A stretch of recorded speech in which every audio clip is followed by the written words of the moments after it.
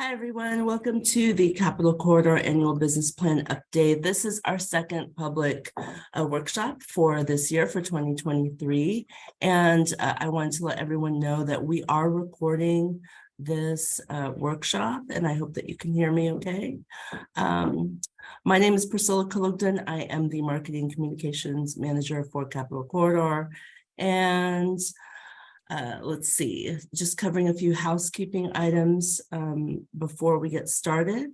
If you need closed captions, please go ahead and enable that in in the chat, in the closed captions function on your Zoom template, Zoom panel. And you can turn those on if you wish, as well as if you have any issues with the technical connections or anything like that, or any questions you may want to ask, you can drop those in the chat. If you have questions for the panelists, please direct those to the Q&A section, please. Let's see, there we go. All right. And with that, I've got these housekeeping items here today. I think I've covered them all. We will have a Q&A session at the end. There'll be time for that. And we will have time for speakers or attendees to speak as well, if you're interested in asking the panelists deeper questions. And first off, I'm going to introduce, I'm going to go over the timeline for the annual business plan. Every year we produce the annual business plan for our funding agencies, and the draft was made available last week for review on the Capital Corridor website. We conduct public online workshops this week, and then we invite you to submit your comments for on the plan after you review it, or if you have any questions after today, you can submit them to us online. The deadline to submit those will be January 23rd, and our final draft, which we will submit to our board in February, will include all of the public comments and the staff responses for those comments as well. So we definitely seek your input and invite that, and hope that you have comments to share with us. Moving on, let's see, I'm going to introduce and move to our next slide here to cover the business plan highlights. I'm going to introduce Rob Padgett, who's our managing director. Thanks, Priscilla. And thanks to everyone for taking the time today to join us. We very much appreciate and value the feedback that we hear from customers. So if you can, please give us your comments, and if you think of something after today, we always have on our website open a way to communicate, and I really value that feedback. The list here will show you what we're going to cover today. These are the primary components of our annual business plan, and I will talk through a couple of these and then hand it over to the next panelist. You can go to the next slide, please. So just to recap what happened in FY22, fiscal year 22, which ended on September 30th of 2022. This was our second full year in the pandemic. We carried 705,000 riders, and that compares to about 1.8 million riders pre-pandemic. I will note, however, that this number is essentially doubled from FY21, so we are on the road to recovery here. We collected $17.8 million in revenue, which is about half of where we were pre-pandemic, and we covered about 35% of our operating costs through fares. We were up as high as 60% before the pandemic, and we certainly want to bring that number up to keep the agency in good fiscal standing. And then our on-time performance has slipped this year at 83%. We're going to talk more about that and some of the strategies we're employing. A lot of that had to do with the right-of-way issues, with vehicles on the tracks, unfortunately with fatalities, with trespassers on the right-of-way. And then our customer satisfaction this year was at 86%. Next slide, please. A quick snapshot of our riders. Historically, we have carried a lot of people for work-related trips. If you look at the two categories here that are related to work, the commuting and business travel, it's about 45%. And the rest of the travel is related to leisure travel, visiting friends and family, school related, or other activities. So roughly these days, about half of our trips are work related, and about half of these are leisure. Sometimes people categorize us or talk about us as only a commuter service, but we obviously are a lot more than that in California. And we've seen that leisure travel really grow as a share of our total travel in the last couple of years. Next slide, please. And then how do people pay for trips? So as many of you are likely aware, we have passes. So we have monthly passes for frequent riders. We have 10 ride passes. And then we have single or just round trip passes. And what we've seen is that our multi-ride passes, which used to be about between monthly and 10 rides, used to be about half of our train tickets are now really about a third. So that has gone down a little bit, and we're seeing more people buy tickets for just a single trip. And that's probably because people are traveling less, but interested to hear your feedback on that. And then the mode split here is how do people get to stations? And this is up here just to remind everybody that for our service, people get to our stations all sorts of ways. They take a scooter, they bike, they walk, they take transit, they drive and park, they get dropped off, they might take an Uber to the station.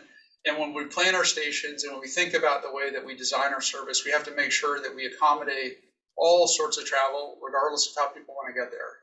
And we always think about this in our partnership with local agencies as we try to make improvements at stations. Next slide, please. And as many of you are aware, transit agencies, intercity rail agencies like ours have seen a drop in ridership because of the pandemic. And we're looking ahead and want to think about where we might be. And in our business plan for the next 2 years, this is what we're assuming for ridership growth. But we're going to keep watching that and be very aggressive about encouraging ridership. We're up over 50% the last couple of months over as compared to where we were pre-pandemic. Next slide, please.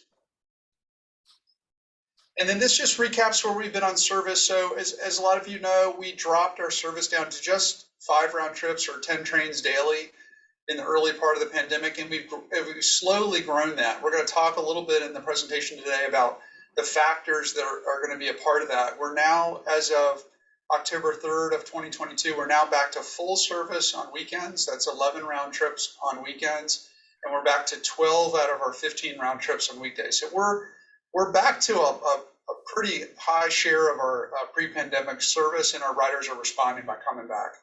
Next slide. In this business plan that we have in front of you today, the assumption is in that plan that we're going to go back to full service in the first quarter of FY24. That's the first year of our business plan, which starts on October 1st, 2023. There are a lot of caveats to that, and we'll talk about that in the presentation today. But for all the assumptions for budget and service and actions that we're going to take today, we're assuming that we're going to be back to full service in the fall of the current calendar year. Next slide, please. And I think I'm turning it over to Leo Sanchez, my Deputy Managing Director for this slide. Leo, you want to take it over? Yeah, so some of the main critical issues that we have that will be challenges to have a full service restoration will be equipment availability. That's really dependent on the deployment of the venture cars. Next will also be the budget and funding resources. We're looking to the state and working with our other interpassenger rail agencies to ensure that we have adequate funding that will allow us to increase service. And then lastly, staff workforce availability. So we're keeping a close eye on that with Amtrak. They've been doing a good job of recruiting over the last year, and we feel more confident about that one than the other two, but we're going to continue to work on and seeing how this develops in the coming months. Next slide. All right, and on the topic of safety and security, we're continuing our efforts to mitigate vehicle and trespasser incidents. As Rob mentioned, these are the leading causes of delays and the deterioration of our OTP. What we're first going to do is work on installing additional security barriers and fencing along the right-of-way. The right-of-way is almost entirely owned by Union Pacific, so the work that we do is in partnership with them, and this is for both safety and security enhancements along with cleaning of the right-of-way. One of the things that you can see here on the slide, kind of in the background, is some new fencing that was actually installed at Hayward. So this is about 3/4 of a mile that was installed, and we want to do similar things along other areas that are hotspots on our route. We will also begin the use of a couple of special agents with Union Pacific starting early this year to assist with trespasser and vehicle incident hotspots. So they're just going to give extra attention to those areas that have been problematic over the last couple of years. And we have had an approved board action item to provide funding via our on-call consultants to stakeholders like cities or counties along the corridor that need assistance to go after some federal and state funding to improve grade crossing safety. So that will be an important partnership that we can do with along our right-of-way. And then lastly, we're going to continue our support to California Operation Lifesaver to provide outreach and messaging to the most affected areas of our route. Next slide. On rolling stock equipment improvements, I'm happy to announce that last year we did finally have renewable diesel certification by the EPA, and we finally completed months-long testing of our engines, and Cummins provided that lab analysis, and we did get a report that there was no significant deterioration of any engine components. So that was really good news, and you'll start to see us transition fully to renewable diesel in the coming months, and we're working together with Caltrans and Amtrak to make that happen quickly. And I mentioned already about the additional rolling stock, so that's going to happen in the next few months, and as soon as that happens, that will give us additional equipment that we can use either to lengthen our consist, or if funding and revenue permits, add additional service. The next item on here is the truck overhaul. This is a project that we've been working to have the San Joaquins enter into contract with Caltrans. That should be completed soon, and this will greatly improve the rider quality.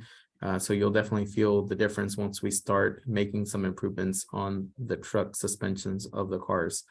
And then lastly, and really probably one of the most exciting things that we're doing is working directly with Caltrans and other agencies on the planning to transition to zero emissions equipment. This is a big undertaking, but we are committed to making this transition.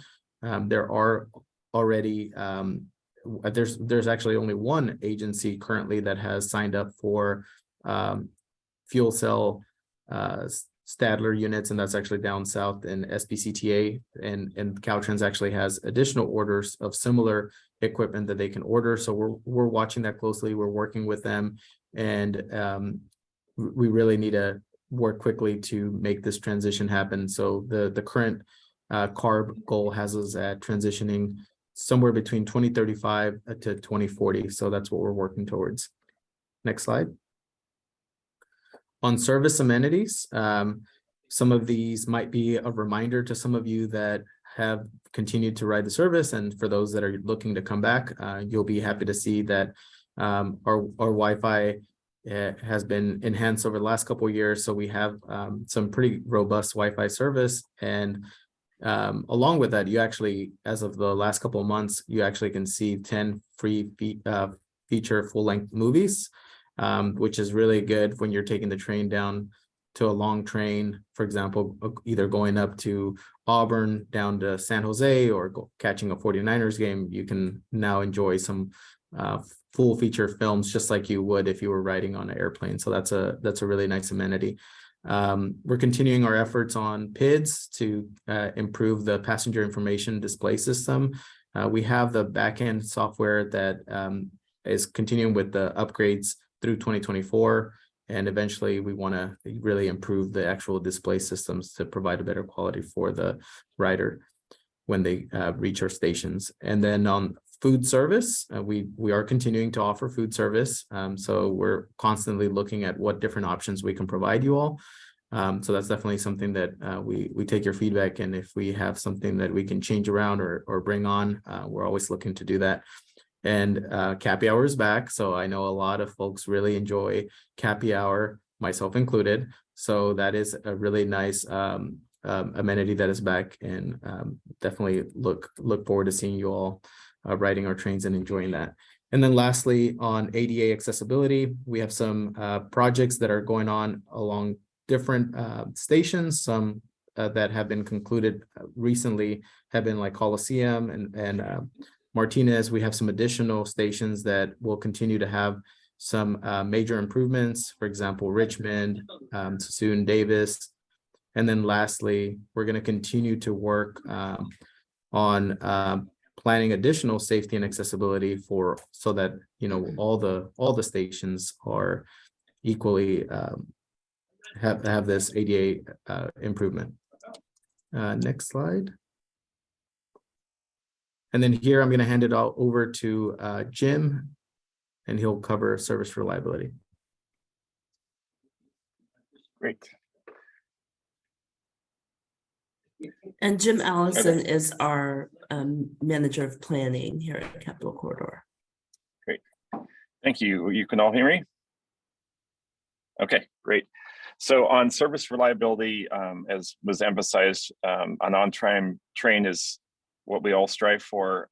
There are 3 projects and more on the way to improve service reliability. The Stige is a project to replace the signals, upgrade the signals so we don't have signal outages as much as we had at present. The Agnew siding is a siding that's being added right near the Levi Stadium area that will do a couple things. One is to improve the ability to meet trains in that section of track where there is presently a lot of single track territory. So this will reduce delays. The other is that with events going on at Levi Stadium, such as football games and or concerts, we have the ability to store a train that could help support a public event at Levi Stadium. So a kind of a opportunity there in 2 different ways. Finally, the Davis interlocking and signal replacement is a project that's, I believe it's already completed at this point in time, but that sets up the ADA improvements, but it moved the signal signal blocks and signal system a little bit in the Davis area to make room for future improvements at the Davis station. So if we can go to the next slide. Okay, so I get to work on the area in the planning where we work on the future, so it takes a while. I know we've talked about the Sacramento to Roseville 3rd track project for a long time, but I'm more excited now than ever to say that it's in its final design process, at least 60% of the way. And we're right now trying to obtain the last bits of funding from the state and from the federal side to get that project, phase 1 project, completed. There is a second phase of it that would include additional round trips, but the initial phase 1 will add 2 more round trips, which will fundamentally change that really heavily growing market in Placer County. And then as soon as that's kind of on its way, we're going to start working on the design effort for the second phase, which would add 7 more round trips between Sacramento and Roseville. So instead of trains laying over in Sacramento, eventually you'll see trains starting and out of and stopping in Roseville, in addition to a few in Sacramento. The next project is called South Bay Connect. It's kind of 2 projects in one. What it does is it reroutes the service that we provide. Instead of connecting through Hayward and Fremont, it takes kind of a shortcut, reducing about 10 minutes in travel time, and puts 1 new station at Ardenwood, which is right near State Route 84.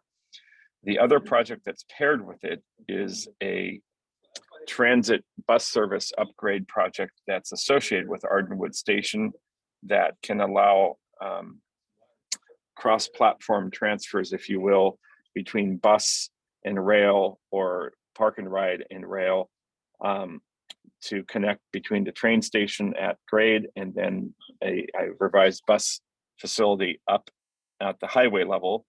And it reduces the amount of time for the buses that currently detour really into Ardenwood to make that connection. So it's kind of a 1-2 punch there to make the transfers and access to the peninsula that much better.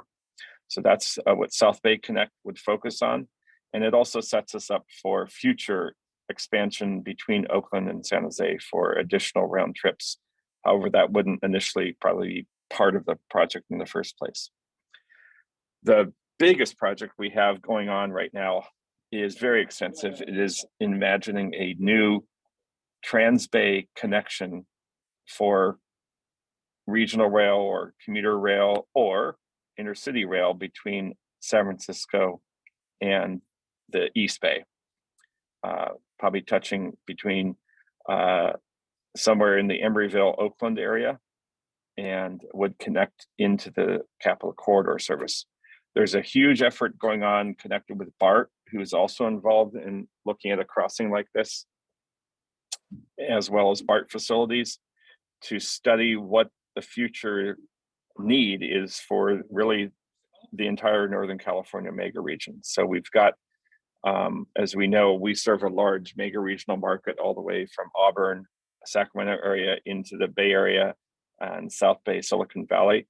This would be an effort to improve that connection vastly over our bus connections to San Francisco, to bring service right into San Francisco and connect with those markets there, and including the possibility for Caltrain to come into the East Bay.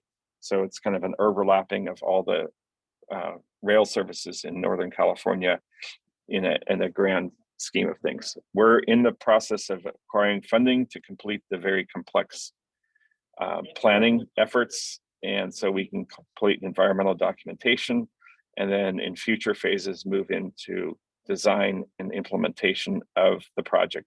It's not something that can all be done at once. There's many components to increase intercity service along with service just between San Francisco and the East Bay. But the effort, if you're interested, is there's a link there to the program overall. It will be done over very many years and require patience, but also the vision of folks within the region and folks living in the communities to realize the kind of the opportunity that's provided there. Next slide, please. So this will be my last slide to talk about. This is probably the most exciting and frankly busy thing that we're working on right now, and this is called Tap to Ride. This is a way to change how we pay and deliver for the service on the Capital Corridor. We're starting off with a pilot process to starting to use tap to pay from credit cards. In the future, it will be expanded to allow smart devices like phones and watches to be your tap to pay device. But we're starting with an initial group of folks, roughly 200, that would be interested in participating on this trial. And instead of buying an Amtrak ticket, you would just use your credit card to tap in to signal your entry station, and then tap out to signal your station where you're leaving from. Initially, it will not connect with buses, so those going to San Francisco will not be able to do this until we get readers on the buses. So stay tuned for that, but this will make it easy as an unreserved service to ride the train and reduce the barriers to, getting your smartphone out and filling out everything. So it's a very easy way to travel. There will be a discount provided. These will be the lowest prices you can possibly get on traveling with the Capital Corridor during the pilot phase. And we priced it even below those of the monthly passes, which are most steeply discounted passes. So we want to give you something back for those who want to trial to participate and receive feedback and give feedback from this launch. The question I did see in the chat was asking about the the current monthly passes and such like that. So I thought I'd take a chance to answer that here. What we're looking at in the future areas of this pilot. We're going to start off with what's called weekly capping. And that means if you tap on, tap off over the course of the week, let's say you ride 5 days a week, your Thursday and Friday taps will be free, meaning you'll have reached your cap of expenditures for that. We can, in the future, change that with some flexibility to start tapping at the beginning or end of the month, or we could opt to start a period of tapping, much like the question was alluding to, that sometimes people take some time off and they want to start their block of discounts fresh. So we have a lot of flexibility to do that. A lot to learn from this trial. It will launch initially in March 2023. You'll see some people out testing on the trains. Right now, these are only in the cab cars, but eventually they will be in all the cars that operate on our service. So there's a lot of information about the pilot. We encourage you to visit that website on the bottom of the slide, Captain or Tap to Ride, to possibly sign up and just see what we're up to about this, and look forward to the future of this and working through these bumps and really launching it into a new way of contactless, easy travel for those in the Capital Corridor. The other important piece of this is outreach, and I'm going to hand it right back to Priscilla, who is part of that outreach plan and communications. Thank you. Thank you, Jim. Hi, everybody. I'm Priscilla Kalugden, the Marketing Communications Manager. And as Jim mentioned, we are very busy working on the Tap to Ride project pilot. And one way that you can participate is you can go to our website and visit the Tap to Ride section and sign up if you are interested in becoming part of the pilot. Definitely, we are busy preparing and readying all of the things that we need to do. We'll be messaging out on a larger scale to our followers and to our riders about the opportunity to participate in the pilot in the coming weeks, so that they will be ready for the March rollout. One of the other things that we've been busy with is, our successful 49ers team and, being in the playoffs and hopefully continuing on after this weekend. We've been busy with adjusting service to accommodate many of the fans for the games. This has been a very solid success point for us in terms of ridership on leisure on the weekends. So we're happy to see that people are embracing alternate travel and alternate means to the games for the 49ers games, because it does get to be quite a big traffic jam. And I think that we deliver a very quality service for people who wish to ride that way.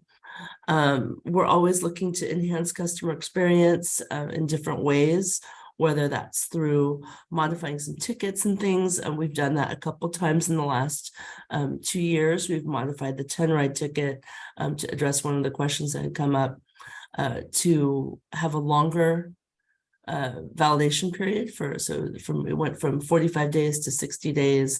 And then this past summer, we increased it to 90 days. So we are trying to look at ways that we can make things more adapted to our customers' present riding patterns.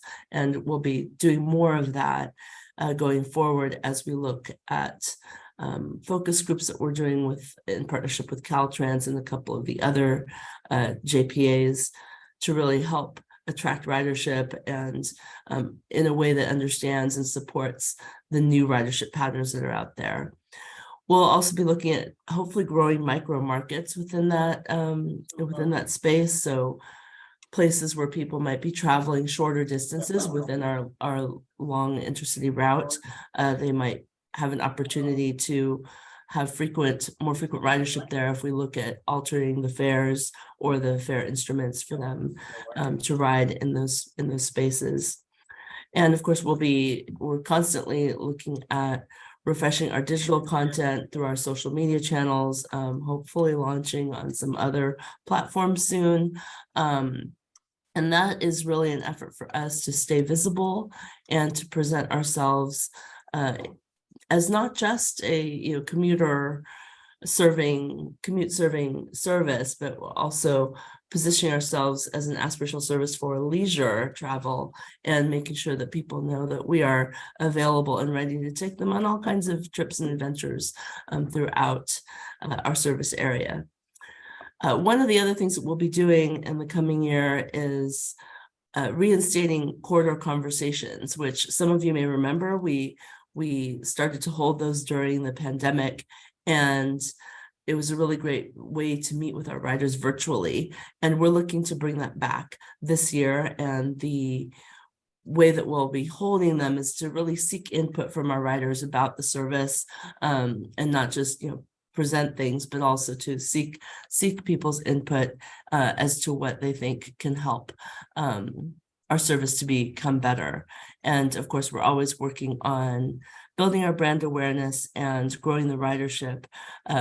It's been very challenging for us the past year, as we have seen with the slides that the figures that Rob had presented earlier, that the market has changed quite a bit. We're definitely not as strong on the commuter end as we were before. So we're definitely seeking our ways in terms of trying to figure out what our new markets are and attracting those new riders to the program, to our service. And that is my slide. This is the conclusion of our formal presentation. And if you have comments about the business plan, once you take a look at it, you can comment here on our public online workshops or on our website via the business plan link. We also accept snail mail, and we also have a line. If you wish to leave a verbal message, you can leave a voicemail for us. Our deadline for comments is Monday, so we would appreciate you getting those comments in to us before close of business on Monday. And I think that there are a few more questions in the chat, so I'm going to go ahead and take a look and see what we've got here. We've got one question here from Mike. Will the next schedule change address many of the concerns of the Placer County Rail and Transit riders? Now, I'm going to turn that over to Rob. Did you want to take that one? Yeah, I'm happy to take that. Thanks, Mike, for the question. And for those who are not aware of the issue that Mike's mentioning, we currently have one round trip daily that goes beyond Sacramento all the way up to Auburn, and we're limited under our agreement with Union Pacific to that one round trip. The Sac Roseville third track project that we talked about, the whole idea of that project is to expand service initially to 3 round trips with this first phase, and then eventually to 10 round trips for the second phase. So I'll say to those listening that the long-term goal is to have very robust service beyond Sacramento. But at this point, we only have the ability to provide one trip. So that one trip leaves early in the morning and comes back late in the evening, and historically had been designed around the Sacramento commuter. So the trip left at 6:35 a.m. in the morning, and folks could take it in the evening, kind of later in the afternoon coming back. We made a change about a year into the pandemic where we had that first train leave Auburn at 5:40 a.m. with the idea that people who lived up in that area could take the train for a day trip down to the Bay Area. And so that did work for some folks. We also heard from others that it didn't work, and especially people who were using the train service to commute to Davis or to Sacramento. And so we made a change, and I would say the ridership was also really down. So especially at the Auburn station, we would only get 4 or 5 riders a day. And so what we did is with our schedule enhancement in October, we made a change to that service back to the historic time that it had left out of Auburn, but we kept that evening train a little bit later. So it kind of split the difference, and it isn't perfect for people who commute to Sacramento or Davis, but it does let people who are going to the Bay Area have a decent day that they can do that with. The other thing that we're gonna so we have made that change. The other thing we're gonna work on, and we are in talks with some of the transit agencies in Placer County, is we really want to serve Placer County communities with a mix of bus service and train service. We already have connections now to some of our trains that provide that last connection into Placer County with bus service. we really want to look at this comprehensively, make it easy for people in Placer County to commute into the Sacramento region. And so we are going to continue to work on modifications to that service as we have the long-term plan to expand our service to Roseville to eventually 10 round trips daily. Hopefully that answers the question.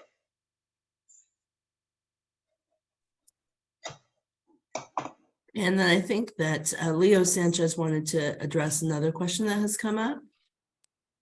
Thanks, Priscilla. Yeah, I can take the next couple of questions that I see on here.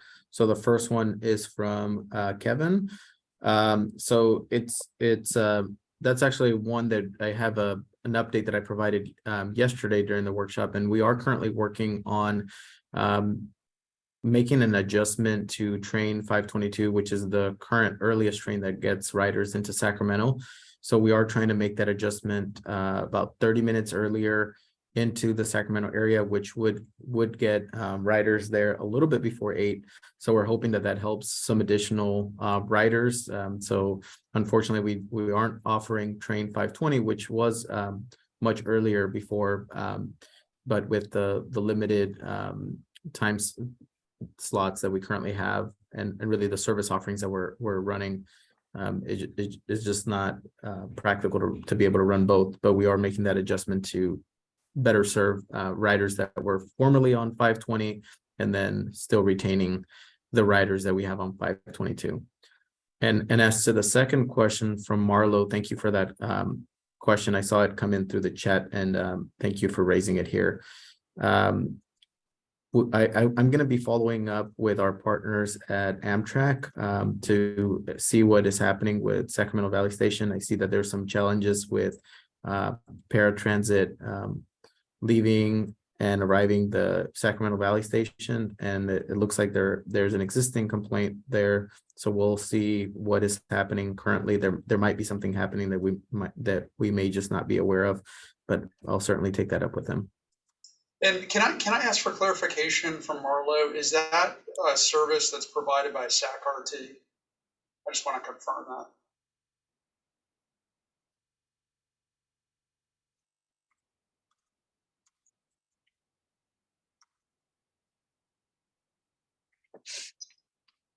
I can allow you to speak live if you'd like to speak, Marlo. If you would like that, you can raise your hand. Okay, SAC-RT. Confirmed SAC-RT. Yeah, so we'll follow up with that and see what's going on there. But if you want to send in an email too, that would be helpful, and then we can be in touch.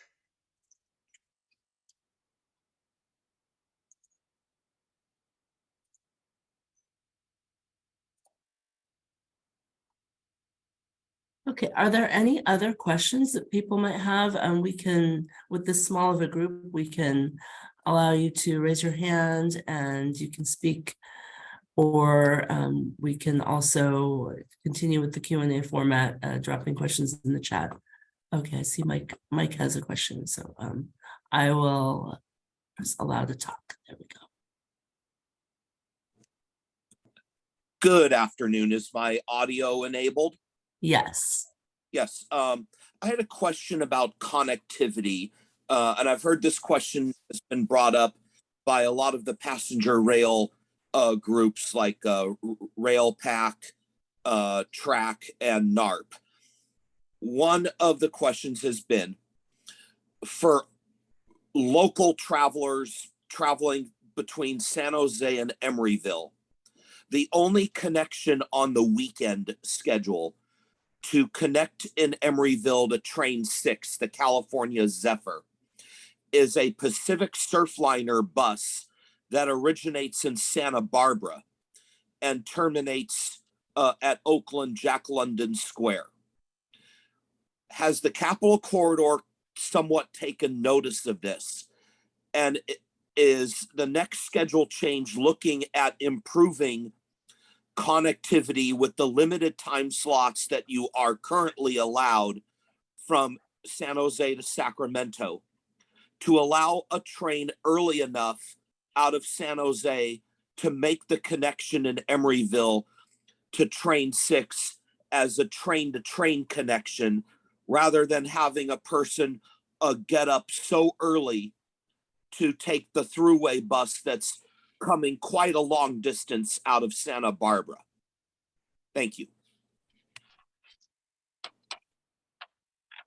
Yeah, Mike, we'll take a look at that. That's not something that, I mean, I will say that we do in general want to provide connectivity to other services, right? And that's both Amtrak long distance services, but also to local transit services. As you know, that's a big part of what we focus on. The issue, and you've raised this in your question, really, is that we have very limited slots. We do need to be very careful, especially right now, about making use of those in a way that serves the most passengers that we can possibly serve. And so we'll take a look at that. And one piece of data that's helpful is the number of people who are currently making that connection between that bus service and the long distance service in Emeryville. So thanks for the comment. Okay.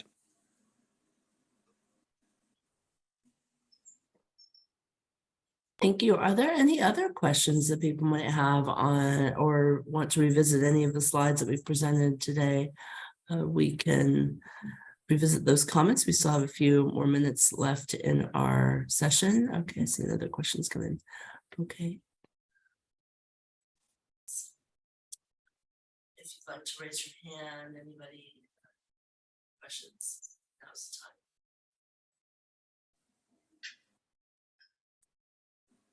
And we see Marla's comment in the chat. We'll be in touch, Marla.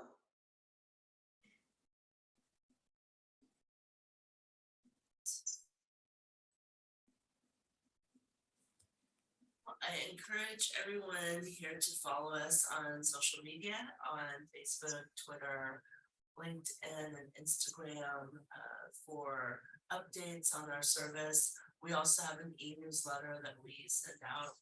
You can sign up for that on our website.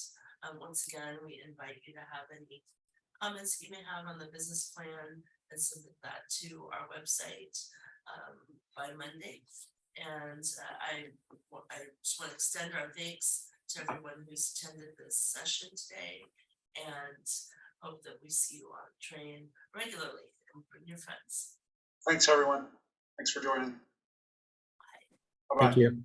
Thank you.